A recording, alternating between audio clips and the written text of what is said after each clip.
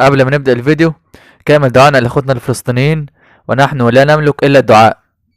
المرة اللي فاتت اتكلمنا عن الكتف الجانبي، النهاردة هنتكلم عن الكتف الأمامي. طب إيه هو تشريح الكتف الأمامي؟ عشان تفهم معايا بص معايا كده.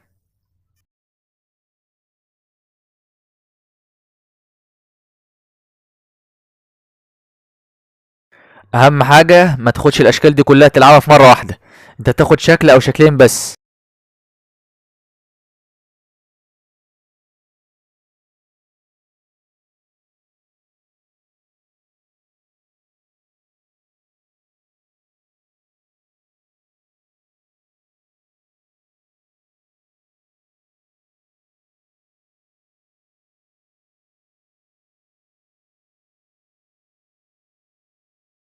صل على النبي واعمل لايك لأخوك، مش تفرق معاك بس هتفرق معايا كتير حبيبي يا جدع.